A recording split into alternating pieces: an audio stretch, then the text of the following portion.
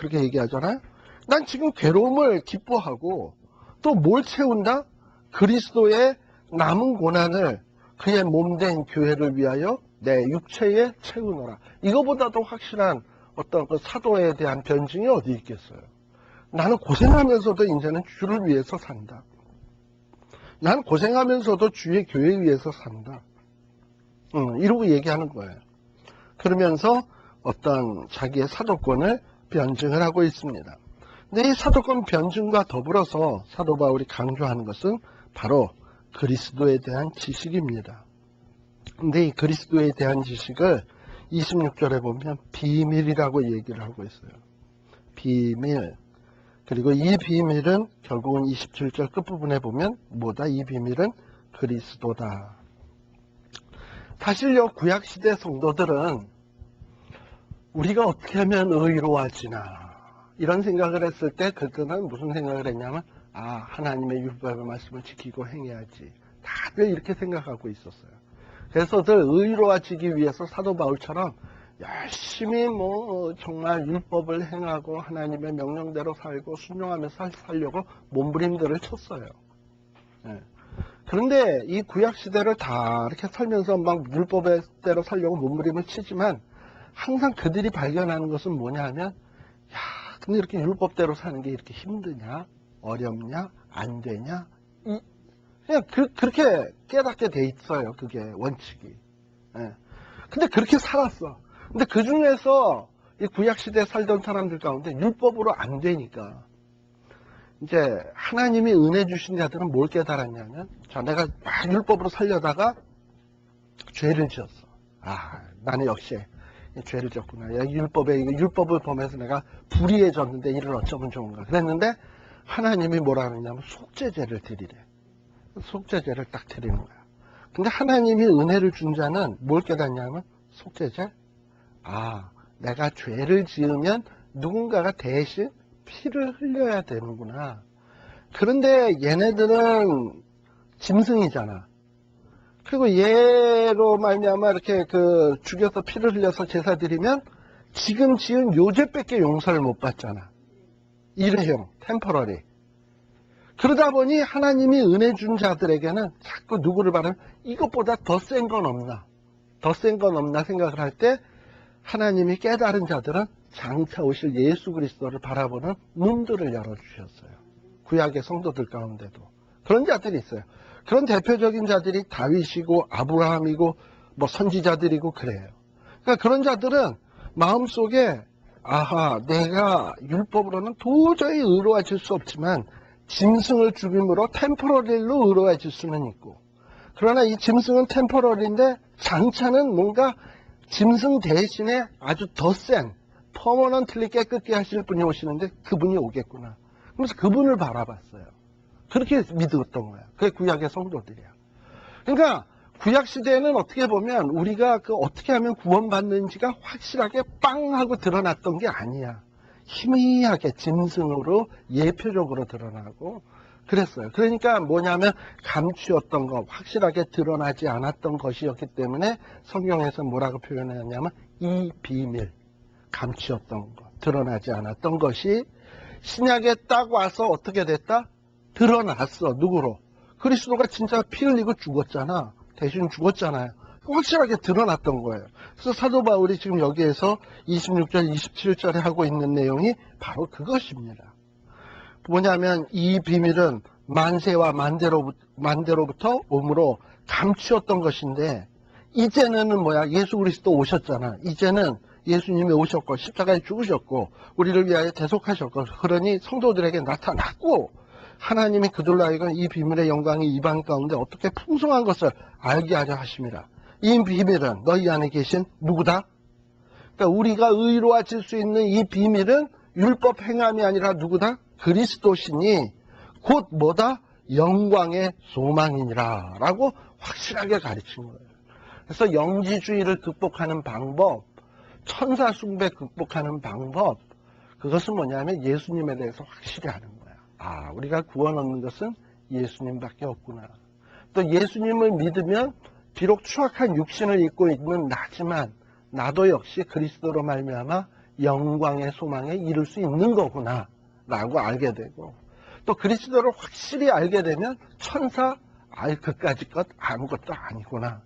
그리스도를 확실히 알면 뭐 율법 행하는 거 그거 별거 아니구나. 이렇게 된다 이 말이죠. 그래서 사도 바울은 골로새 교회에게 뭐 여러 가지 이것저것 설명하려고 그러지 않았어요. 그냥 그리스도에 대해서 확실하게 가르친 거예요. 그래서 여러분들 보면은 2장 2절 보세요. 이는 저희로 마음에 위안을 받고 사랑 안에서 연합하여 원만한 이해의 모든 부요에 이르러 모여 하나님의 비밀인 그리스도를 깨닫게 하려 합니다. 그러니까 사도 바울의 골로새 교회를 향한 가장 큰 소망이 있다면 뭐냐 하면 그리스도를 제대로 깨달아 알아라 하는 것이 이게 사도 바울의 가장 큰 소망이었습니다. 자, 그러면 이 그리스도가 왜 귀하냐? 2장 3절에 보면 그리스도 안에는 뭐가 있어요? 지혜가 있어요. 또 뭐가 있어요? 지식의 모든 보화가 있어요. 예. 자, 누구 안에 지혜가 있고 누구 안에 지식이 있고 누구 안에 보화가 있냐면 그리스도 안에 있어요. 그런데 율법주의자들은 뭐라고 얘기하느냐 하면 4절 율법주의자들은 아니야. 신명기 28장에 보면 이 율법의 말씀을 순종하면 어떻게 복받고? 들어가도 복받고 나와도 복받고 떡반죽 그릇이 복받고 뭐 복받고 나오죠? 그러면 그 사람들에게는 보화가 어디 있는 거야? 아니, 그러니까 지식, 뭐 지혜, 보화, 좋은 게 다 어디 있는 거야? 율법 안에 있는 거죠. 율법을 행해야 그게 얻어지니까. 맞아요. 율법 안에 보화가 있어. 순종하면 축복이 있는데, 근데 문제는 뭐가 문제냐면 순종을 할 수 있는 자가 없는데, 순종을 하면 복 받는 건 틀림이 없는데 순종을 할 수 있는 사람이 없는 거예요. 그러니까 복 받을 사람이 없다는 얘기예요. 그렇잖아요. 순종하면 복 받는 건 사실이에요. 율법 행하면 복 받아요. 근데 율법을 100% 행하는 사람은 없어요. 그런데 하나님이 비밀의 방법으로 주신 건 뭐냐면 우리는 다 율법을 100%는 뭐야? 70%, 60%, 아예 30%, 10%도 못 행한 사람들이지. 근데 이렇게 정말 낙제하기에 딱 합당한 사람인데 예수를 딱 믿으니까 예수님이 100%를 행하셨거든. 그 100%가 내게 있어서 100%가 돼버린 거야. 그러니까 순종하면 복 받는다 그랬잖아요. 근데 우리는 원래대로 하면 순종 못한 사람인데 예수를 믿으니까 완전히 순종한 사람처럼 돼버린 거야. 그래서 성경에 기록된 모든 축복이 내 것이 되는 거예요. 뭐로? 믿음으로. 이게 하나님의 방법이라니까. 그러니까 사도 바울이 무슨 얘기를 하냐면 그리스도 안에 뭐가 있다? 지혜가 있고 그리스도 안에 지식이 있고 그리스도 안에 보화가 있다라고 얘기하는 게 바로 그러한 이유입니다. 그래서 이것을 이렇게 사도 바울이 침이 튀어가며 목에 힘줘가면서 말하는 이유는 어디에 있냐? 4절에 보면 아무도 공교한 말로 너희를 속이지 못하게 하려 함이다 라고 얘기를 하고 있어요. 그리스도 외에 복받을 방법이 있다고 얘기하는 것이 있다면 갈라디아서에 표현하면 다른 복음을 증거하면 뭐 할지어다? 저주를 받을지어다 했던 것처럼 그리스도 외에 어떤 다른 방법으로 구원을 얻는다든지 복을 받는다든지 하나님의 은혜를 누린다든지 한다고 가르치는 자가 있다면 그거는 가짜예요. 사도 바울이 이렇게 얘기하고 있어요. 자, 사도 바울이 얼마나 신령하냐? 5절에 보면 내가 육신으로는 떠나 있으나 어떻게? 심령으로는 너희와 함께 있어서 너희의 규모와 그리스도를 믿는 너희의 믿음에 굳은 것을 뭐한다? 기쁘게 봄이라. 사도 바울은 참 신령해가지고 기도를 탁 하면 골로새 교회 성도들이 참 눈에 들어왔던 것 같아요. 천리안이 있었던 것 같아요. 하나님이 은혜 주신 거죠. 벌써 이렇게 딱 느낌이 오잖아. 여러분들도 좀 그런 거 없어요? 뭔가 어떨 때는 이렇게 기도를 하다 보면 막 불안함이 엄습해 온다든지 막 이런 마음이 드는데, 꼭 그러다 보면 어떤 집안 가족 가운데 문제가 있다든지 내가 사랑하는 성도에게 어떤 문제가 있다든지 뭔가 이렇게 영적으로 내가 뭔가 억눌리는 어떤 느낌이 들면서 그런 일들이 발생하는 경우들을 아마 체험해 보신 분들 있으리라고 보여요. 반면에 또 좋은 일이 있으면 또 뭔가 또 이렇게 기도하는 중에 뭐 이렇게 말할 수 없는 평안이 몰려오고 확신이 들어오고 이러면서 보니까 잘하고 있어. 또 그런 것들이 있단 말이죠. 이제 기도 생활을 많이 하다 보면 그런 체험도 할 수 있어요. 근데 바로 사도 바울이 비록 골로새 교인들하고는 멀리 떨어져 있으나 그들을 위해서 이들의 믿음이 자라고 열매 맺고 하게 해주세요. 천하의 이들의 소문이 좋은 소문 나게 해주세요. 자꾸 그 성도들을 위해서 기도를 하니까 하나님께서도 아마 너 골로새 교회를 위해서 너무 염려하지 마라. 그들에게 믿음도 있고 소망도 있고 사랑도 있다야. 이러고서는 뭔가 기도 중에 하나님이 바울에게 확신을 주는 거지. 그러니까 사도 바울이 하는 표현이 뭐냐면, 이게 무슨 뭐 안 믿는 사람들이 보면 육체는 떠나 있으나 뭐 갑자기 무슨 뭐 뭐라 그래, 영이 몸으로부터 떠나는 거를 뭐라 그래, 이체? 뭐 아무튼 영이 이렇게 갑자기 푹 떠나가지고 휘 날아가서 골로새에 가서 휘 둘러보고서는 마치 크루즈 영감이 옛날에 무슨 뭐 천사에게 붙들려서 휘휘 다니면서 이것저것 다 보고 다니듯이 그 뭐 사도 바울이 몸은 떠나 있으나 몸은 저기 뭐 있는데 갑자기 영만 뿜 가서 골로새 갔다 오면 그런 게 아니고, 이 사도 바울이 이렇게 기도를 하다 보면 하나님의 골로새 형편들을 다 가르쳐 주신다는 얘기예요. 다 아는 거야. 예. 그래서 그 골로새 교회 교인들의 믿음에 굳은 것을 기쁘게 본다 그랬어요.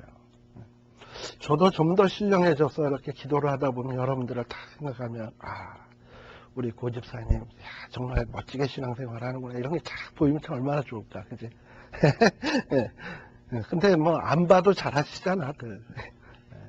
자, 그래서 이 사도 바울이 이렇게 그 골로새 교회를 향해서 이렇게 그리스도를 그렇게 강조를 합니다. 그래서 6절에도 보면 그리스도 예수를 주로 받았으니 어디에서 행해라? 그 안에서 행하고 그 안에서 뿌리받고 세움을 입고 교훈을 받은 대로 믿음에 굳게 서서 감사함을 넘치게 하라. 그래서 이 예수로 말미암아 구원 얻는다는 것은 생각만 해도 좋아요. 찬송가에 나오잖아. 구주를 생각만 해도 내 맘이 좋거든. 나오잖아. 그러니까 저는 요즘 이렇게 찬송가들을 이렇게 생각을 하다 보면은, 이 양반들이 참 깊은 경지에서 이런 가사들을 했겠구나 라는 생각이 들어요. 그래서 정말 나 스스로 보면 의로워질 수 없고 구원받을 자격 없고, 그런데 어느 날 하나님의 은혜로 믿음 주셔서 예수를 믿게 하시고, 그래서 구원받게 하시고 축복받게 하시고 주 안에 있게 하시고, 이게 얼마나 좋아. 그래서 구주를 생각하면 너무나 좋다 이 말이죠. 근데 이제 이런 데에 자꾸 와가지고 8절에 보면 속삭거리지. 그게 바로 8절에 보면 뭐라고 되어 있어요? 누가 철학과 헛된 속임수로 너희를 노력할까 주의하라. 우리에게도 마찬가지예요. 마치 제가 우리 막내 누님 이야기했던 것처럼, 우리 막내 누님이 너는야 생긴 것도 다르게 생겼고 우리 집엔 딸만 있었고 너는 어디서 주워 왔어. 봐봐, 니네 엄마가 너 보기 싫으면 맨날 집 나간다 그러지. 너는 우리 집 자식 아니야. 이러고 얘기하면 저는 그걸 들으면 헛된 속임수와 노력에 그 유혹이 돼가지고 갑자기 마음이 낙심하게 돼요. 그럼 그 낙심하게 되는 거를 누가 노리는 바입니까? 우리 막내 누님이 노리는 바야. 근데 우리 막내 누님이 요즘도 그 얘기 하냐 나한테? 못하지. 왜 못하냐? 암만 얘기해봐야 이제는 내가 들어먹지를 않거든. 그것도 아니거든. 그러니까는 그래요. 그러니까 여러분들에게 혹시 와서 사탄이 그러거들랑 그래요. 야, 네가 무슨 집사냐? 네가 무슨 권사냐? 내가 네 행한 걸 다 알고 있는데 너 어제 너 어쨌잖아 저쨌잖아 이러고 얘기했어. 너 같은 게 구원 얻으면 야 세상 사람 다 구원받겠다. 뭐 이러고서는 막 이러고서 넌 안 돼, 넌 안 돼. 이러고 얘기를 하면 암만 예수 할아버지가 와도 안 된다, 야 너는. 이러고 얘기를 하면 뭐라 그러냐면 사탄아 물러가라. 성경에 예수로 구원 얻는다라고 분명히 써있다. 딱 하고 물리치세요. 이러라는 얘기예요. 그래서 9절에 보면, 특별히 2장 9절에 보면 누구 안에는, 예수 안에는 신성의 모든 충만이 뭐로 거하시고?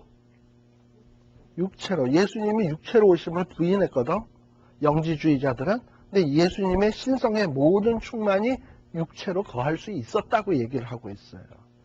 그리고 너희도, 우리 지금 육신을 입고 있는 우리도 누구 안에서? 예수 그리스도 안에서 충만해졌으니 라고 돼 있어요. 그래서 육은 더럽고 영은 깨끗하고 이렇게 하는 게 아니라 그리스도 안에 있으면 모든 것이 다 거룩해지는 거예요. 그리고 또 율법주의자들은 뭐라고 가르치냐면 할례도 행해야 돼 막 이러고 얘기를 한단 말이에요. 근데 11절에 보면 너희도 이미 할례를 받았다. 근데 너희가 받은 할례는 어떤 할례냐? 손으로 하지 아니한 할례다. 바로 예수를 믿는 그 순간에 영적 할례 다 받은 거다. 고로 하나님의 백성이 된 거다라고 얘기를 하는 거예요. 여러분들이 그 어디냐? 창세기 17장인가? 17장 한번 보세요.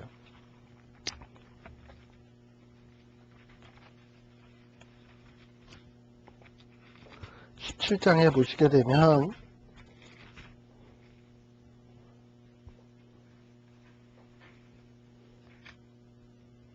17장 14절.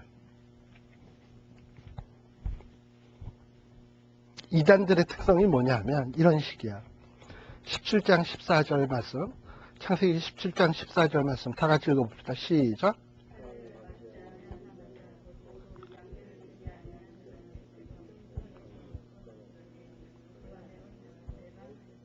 자, 그러니까 어떤 식으로 하냐면, 야, 너 뭐 예수 믿는 것만 갖고 구원 받는다고? 하나님의 백성 된다고?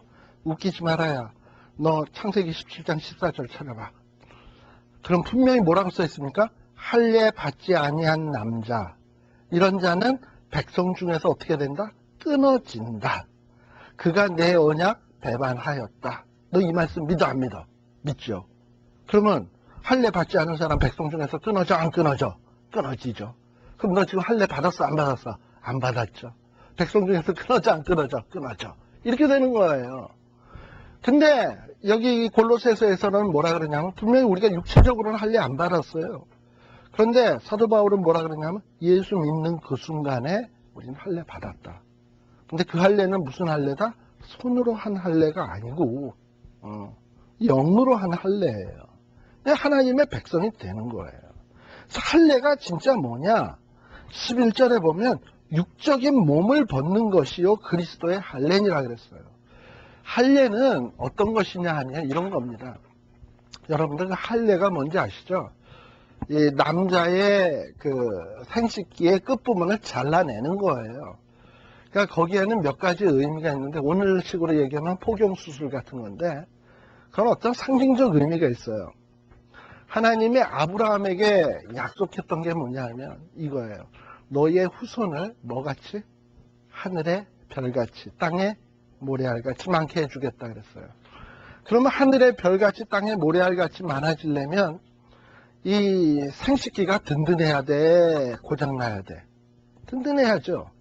그런데 이거를 자른다라는 것, 끝부분을 자른다라는 것은 뭐냐면 나는 이걸 자르게 돼서 망가뜨리게 되면 하늘의 별같이 모래알같이 될 수 있어요? 없어요? 없죠. 그러나 그걸 잘라내면서도 하나님의 약속을 믿는 거야. 설사 내가 이것이 잘라졌다 하더라도 하나님은 별같이 모래알같이 많게 해주신다라고 믿는 거예요. 이거 대단한 믿음이죠. 그러니까 하나님이 이거랑 똑같아.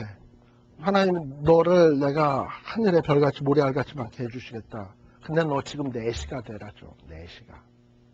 그럼 4시가 되려면 뭐 해야 돼? 거세해야 될 거 아닙니까? 거세하는 거야, 믿음은. 근데 거세를 당하고서도 뭐냐면, 하나님은 약속했으니까 지키실 거야. 하나님이 이거 보겠다는 거예요. 근데 물론 다 자르진 않았지만 자른다라고 하는 하나의 믿음의 표현이에요.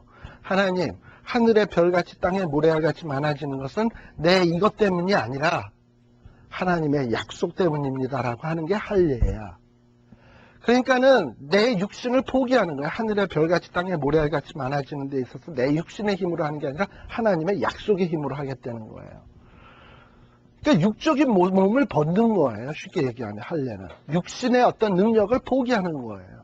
근데요, 우리가 갈라디아서 2장 20절에 나오지만은 내가 그리스도와 함께 십자가에 못 박혔나니 이제는 내가 산 것 아니에요. 내 육신이 사는 게 아니에요. 이제 내 안에 나를 사랑하사 자기 몸을 버리신 하나님의 아들을 믿는 믿음 안에서 사는 거예요. 그러니까 우리의 삶은 이제 어떤 내 육신의 능력에 의해서 살아가는 게 아니라 예수님을 딱 그 믿는 순간에 내 육신의 능력, 내 재주, 내 모든 것은 그리스도의 십자가에 다 못 박은 거야.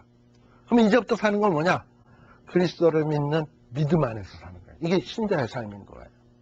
그러니까 그렇게 예수를 탁 믿는 그 순간에는 우리는 뭐랑 똑같으냐 하면 실제 구약시대에 받았던 할례를 받는 효과와 똑같은 효과가 나타나는 거예요. 그래서 우리는 이제는 손으로 한 할례가 아니고 하나님의 진짜 그 할례의 의미가 이루어지게 된 거예요. 그렇기 때문에 율법주의자들은 자꾸 뭐 할례 받아야 되느니 뭐 하느니 하는데 사도 바울은 무슨 얘기냐면 아니다. 할례 없어도 된다. 너희들이 믿는 그 순간에는 이미 육을 벗어버렸다. 그니 너희들은 이미 할례 받은 거다. 라고 얘기를 하는 거예요. 그래서 여기 13절에도 보게 되면 12절에도 보게 되면 또 세례도 뭐냐? 세례도 결국은 뭐냐면 나 죽었다 이거예요. 우리 세례가 물론 우리 기독교에서는 물을 이렇게 뿌립니다만은 침례교 같은 데서는 어떻게 합니까? 물속에 푹 들어갔다가 나오잖아. 이 푹 들어게 물속에 몸 전체가 잠긴다고 하는 것은 뭘 의미하는 거냐면 우리가 땅 속에 무덤 속에 들어가는 거랑 똑같아. 죽었다야. 그리고 일어나는 건 뭐냐? 부활을 상징하는 거예요. 그러니까 나는 육의 몸은 난 죽었습니다가 뭐냐면 세례예요. 일어나는 게 뭐냐 하면 부활이에요. 새로운 삶을 사는 거예요. 그래서 우리는 세례로 말미암아 이미 예수님과 함께 장사된 바 되었고, 그리고 세례받다가 뭐 일어나는 것과 동시에 죽은 자들 가운데서 그를 일으키신 하나님의 역사를 믿음으로 말미암아 그 안에서 함께 일으키심을 받았느니라 라고 되어 있는 거예요. 그러니까 우리는 이미 우리의 육은 죽은 거예요. 누구와 함께? 그리스도와 함께. 그리스도 안에서. 그러니까 이 그리스도가 얼마나 귀한 것인지를 알아야 된다라는 거예요. 또 16절에서부터는 또 무슨 얘기냐 하면 그런데도 불구하고 또 율법주의자들은 야 예수 믿는 것만 갖고 뭐 되냐? 유월절도 지키고 초막절도 지키고 월삭도 지키고 안식일도 지키고 뭐 이랬죠. 하나님의 백성이면은 이런 절기들 어떤 날들 다 지켜야지. 이거 지킨다고 구원받는 게 아니에요. 그래서 사도 바울은 뭐라고 얘기하냐 17절 이렇게 구약에 나오는 여러 가지 절기라든지 모든 것들은 장래일의 그림자다. 실제 몸은 누구냐? 그리스도다. 자, 그럼 실제 몸 안에 이미 내가 들어가 버렸는데 그림자가 뭐 필요해? 이제 필요 없지. 그러니까 그리스도로 충분하다는 거예요. 18절 겸손한 천사 숭배함을 인하여 너희의 상을 빼앗지 못하게 하라. 여기 18절에 분명히 나오죠. 저가 그 뭐를 인하여 힘드신가 봐. 2장 18절. 거기에 보면 겸손함과 천사 숭배함을 인하여 너희 상을 빼앗지 못하게 하라. 저가 그 뭐를 의지하여 본 것. 그러니까 천사를 본다니까. 진짜 사탄에 미혹돼서 본 것을 의지하여 육체의 마음을 쫓아 헛되이 과장하고 누굴 붙들지 않는다? 머리를 붙들자. 자꾸 천사만 보려 그래. 음성만 들으려 그러고 입신하려 그러고 맨날 신비한 체험만 하려 그러고 그러지 말라 이 말이에요. 제일 중요한 건 몸, 머리예요. 예수 그리스도를 붙들면 돼요. 그걸 붙들면 온몸이 머리로 말미암아 마디와 힘줄로 공급함을 얻고 연합하여 하나님이 자라게 하심으로 자라게 돼 있어요. 이 그리스도를 확실히 알고 그리스도를 은혜를 확실히 알면 그냥 가슴 속에서 그냥 감사가 복받쳐 나오고 감사가 복받쳐 나오면 예배가 제대로 되게 돼 있고 또 이렇게 감사가 복받쳐 나오면 순종하게 돼 있고, 그러다 보면 열매 맺게 돼 있고 잘하게 돼 있는 거예요. 근데 이거를 자꾸 그런 식으로 출발하는 게 아니라 신비한 체험해야지 하면은 거기에 뭐가 꿰냐면 사탄이 꿰서 이상한 보행을 해서 결국 내 코를 꿰고 이상한 데로 끌고 가서 삼천포로 빠지는 거야. 그게 방법이야. 어떻게 보면 겉보기에는 산에서 기도 열심히 하고 막 신비한 체험하려고 하는 게 신앙 되게 좋아 보이는데, 그런데 마지막에 보면 이상한 데가 있어요. 2단. 달을 이자 끝단자. 끝에 가서 완전 딴 데가 있는 거야. 2단이 돼 있어. 그런데 정말 별 볼 일 없고 한심한 신앙인 같은데 그 사람은 맨날 그냥 찬송만 불러도 눈물, 그냥 콧물. 왜? 그리스도의 사랑이 너무 커서. 이러고서 이래서 막 그냥 교회만 나오면 그냥 눈물만 흘리는데, 어느 날 보니까 그 사람이 아주 보통 신자가 아닌 사람. 그 사람은 왜 그러냐? 딴 거 안 붙들고 그리스도만 붙잡았거든. 이게 달라져요. 그러니까 여러분들도 신앙생활에 있어서 누가 와서 뭐 별 얘기 다 해도 그리스도 외에 어떤 것을 강조하기 시작하면 눈도 돌리지 마. 그리고 성경 말씀을 가르치는 데 있어서도 그리스도 중심을 위해서 딴 거 얘기하기 시작하면 눈도 돌리지 마. 그렇게 해서 주님을 딱 붙들고 주님에 입각해서 구약을 보고 주님에 입각해서 신약을 보고 이러면서 신앙이 딱 정립이 되게 되면 여러분들의 신앙은 잘하게 돼 있습니다. 그래서 그런 얘기들을 쭉. 자, 그러면 이제 이렇게 시간 지났어요? 자, 이렇게 그리스도로 말미암아서 이제 살았고, 그리고 자라가고, 그러면 어찌 살아야 되냐? 3장, 4장은 생활편이라 그랬죠? 3장에 보면, 자, 그러므로 너희가 그리스도와 함께 다시 살리심을 받았으면 이제는 어떻게 해라? 위의 것을 찾으라. 자, 위의 것을 찾아야 구원받는 건 아니에요. 그러나 그리스도로 말미암아 살리심을 받았으면, 구원받았으니까, 구원의 조건으로가 아니라 구원받았으니까 구원의 결과로서 이제는 너희들이 어떻게 하냐면 위의 것을 찾아라. 예수로 말미암아 살아났으면 내가 왜 살았지?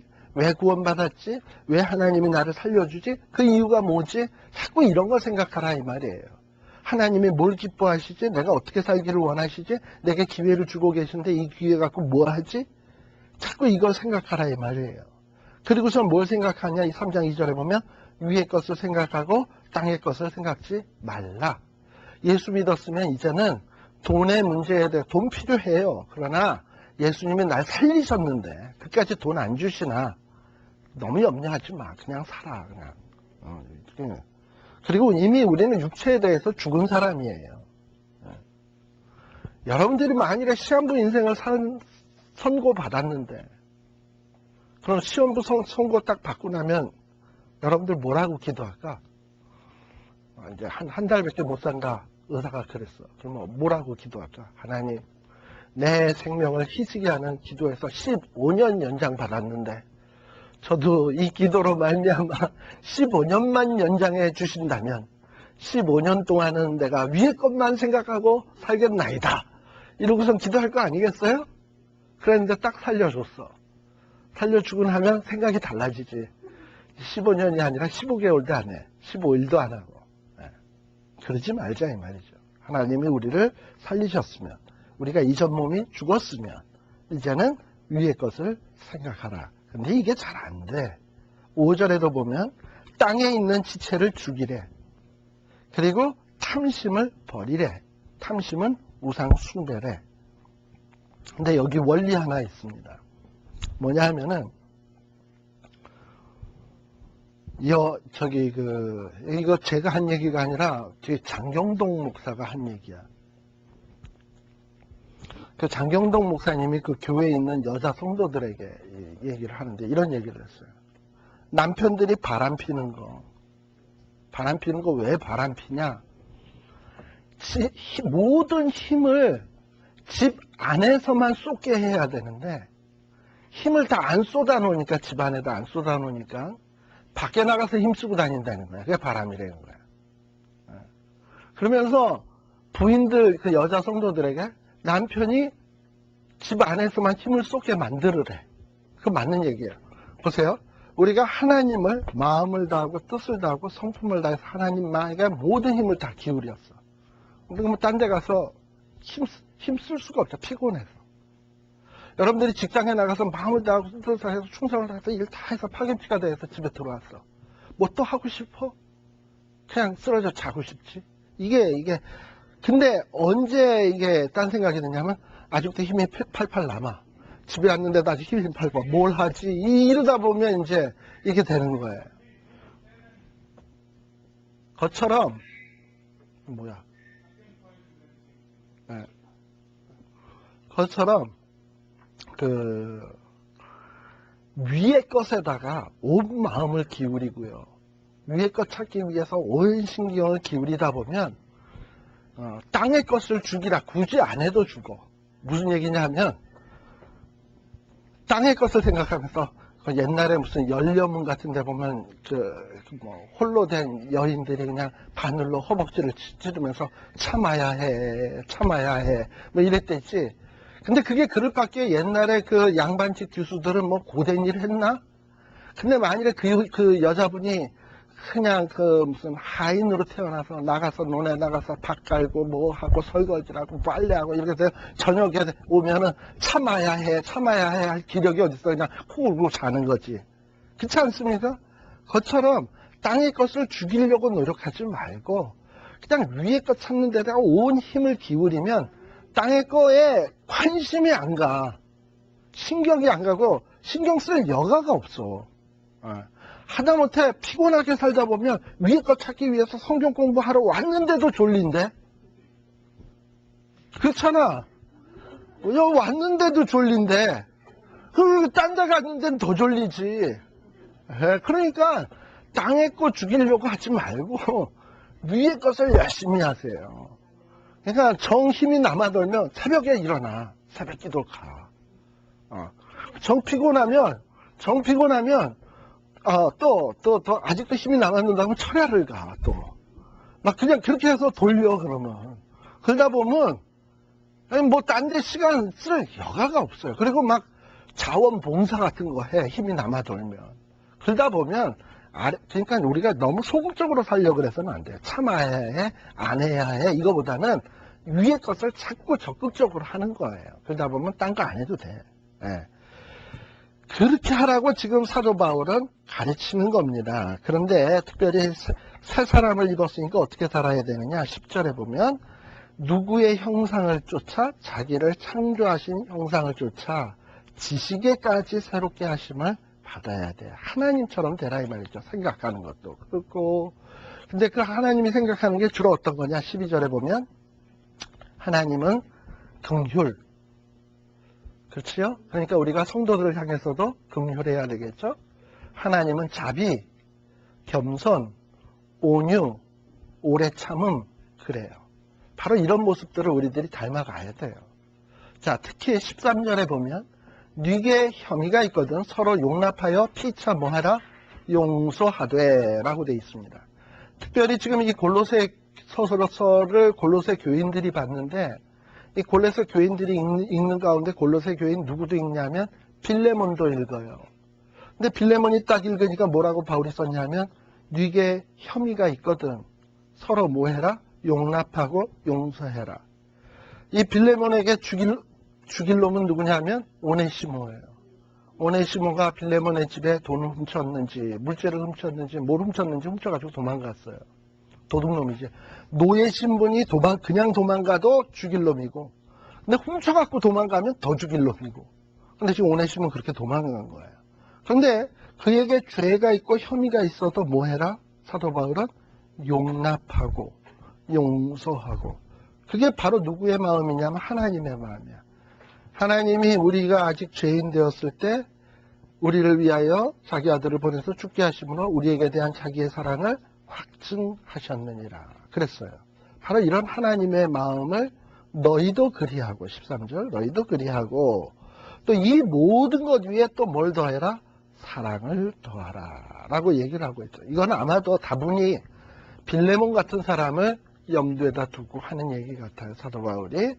그리고 뭘 해라? 16절에 보면 뭐가 풍성히 거하여 말씀이 풍성히 구하여 지혜로 피차 가르치며 권면하고 그러래요. 그러니까 성도가 힘써야 될 건 바로 이런 거예요. 그러니까 그냥 참아야 해 하는 것보다 좋은 방법이 뭐냐면 성경 공부하고 가르침 받고 권면하고 모여서 찬송 부르고 그리고 하나님 앞에 예배 드리고 그렇게 살다 보면 딴 데 눈 돌릴 틈이 없어.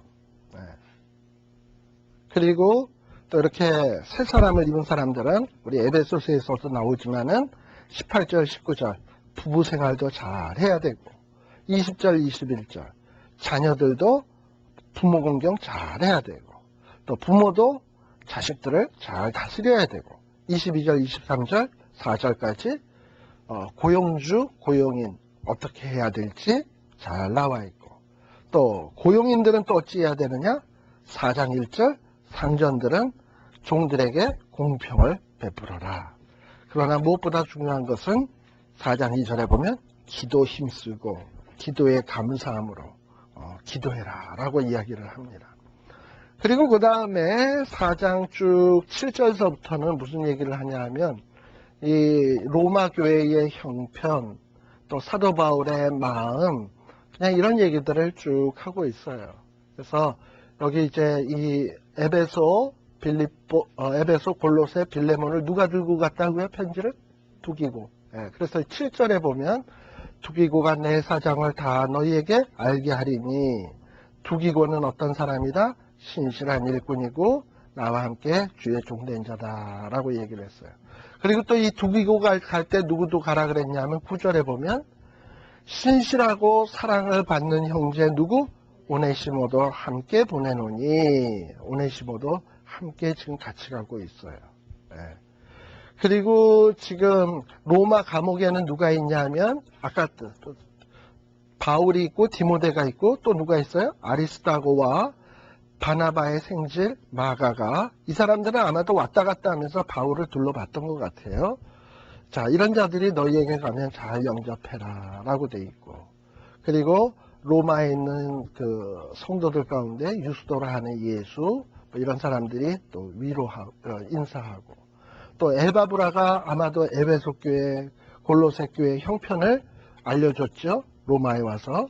그래서 사도 바울이 에베소서 골로새서 빌레몬서를 쓰게 됐는데 그래서 에바브라에 대한 이야기도 하고 있고 이러면서 뭔가 이 사도 바울이 하는 걸 보면 이게 주위의 일꾼들을 하나로 이렇게 묶는 듯한 느낌이 들어. 오늘날 우리 한국교회는 전부 다 지잘난 맛에 이렇게 사는데 사실 우리가 이 하나님 나라의 일은 뿔뿔이 흩어지기보다는 협력하는 이런 운동을 좀 보여야 될 것 같아요. 내가 저 사람을 위해서 기도하고 저 사람이 우리를 기도하고 이 교회가 이 교회를 위해서 기도하고 이 교회가 저 교회를 위해서 기도하고 이런 어떤 넓은 마음 이런 마음들을 가져야 돼요. 그래서 16절에도 보면 사도 바울은 자기가 보낸 편지가 지금 무슨 서서? 골로새서. 근데 이 골로새서를 어떻게 하라? 16절 이 편지를 너희에게서 읽은 후에 어디에게도 보내라? 라오디게아인에게도 교회에서도 읽게 하고 또 라오디게아로서 오는 편지도 너희도 읽어라. 뭐 이러고 얘기를 하죠. 이러면서 뭔가 교회가 함께 말씀 안에서 함께 자라갈 것을 권면하고 있습니다. 자, 이렇게 해서 골로새서를 끝냈는데요. 다음 시간에는 우리 빌레몬서 그리고 또 빌립보서 이런 말씀들을 또 우리 다음 시간에 살펴보도록 하겠습니다. 기도하겠습니다.